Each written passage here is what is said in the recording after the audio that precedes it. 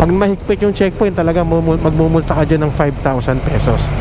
At yung isa nakita natin, ayan o, gumawa siya ng temporary plate, or tawag natin yung virtual plate. O diba, maganda yung virtual plate niya. So dalawa yung makikita natin, yung isa basag, yung isa virtual plate. So may napansin tayo dito isang rider na basag na yung kanyang temporary plate. Ayan. So kapag ganyan mga kaibigan, pwede tayong magmulta dyan ng 5,000 pesos kasi basag na yung temporary plate natin. Kapag dumating yung checkpoint o ma-checkpoint tayo, pwedeng magmulta yan ng 5,000 pesos. Kaya tayo sa mga riders natin, para maiwasan natin yung mga pagmumulta or para hindi tayo magkaroon ng violation o penalty, pagkapag po ganyan, mas maganda palitan na natin yung ating temporary plate na ganyan. Kasi pag mahigpit yung checkpoint, talaga magmumulta ka dyan ng 5,000 pesos. At yung isa nakita natin, ayan o, gumawa siya ng temporary plate, or tawag natin yung virtual plate. Yung virtual plate niya. So dalawa yung makikita natin, yung isa basag, yung isa virtual plate.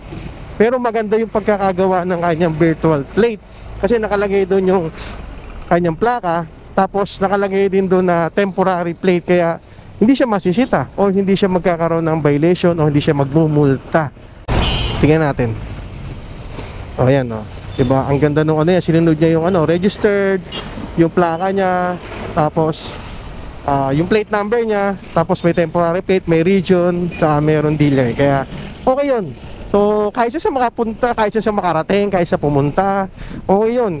At hindi na niya kailangan gumamit pa ng authorization letter sa paggamit ng ganong klaseng temporary plate. Okay, so mga kaibigan, sa mga kasama natin dyan, sa mga kaibigan natin, so yun, ingat po tayo sa pagbiyahe. So sabi nga nung iba, or sabi nga din, napakadaming nagiging violation ng ating motor, diba? O ito, ganda rin pagkakagawa nito. Ito naman temporary plate na MV file. Yan, tama yan mga kaibigan, no? Diba, nadoon yung registered MV file, tapos nandiyan din yung region, tapos may temporary plate. Ayan, ang ganda rin yan mga kaibigan. Walang huli yan sa checkpoint, walang kahit anong violation na makukuha yan, kasi nga wala pang dumarating na sa ating plaka. Sa pagbiyahe natin ngayon nito, marami tayong nakita mga plaka na pwede at hindi po pwede. Kaibigan, itong ginawa nating video is para ma-info lang kayo sa mga bawal sa mga plaka natin. Totoo maraming bawal, maraming nahuhuli. Concern lang tayo mga kaibigan, no?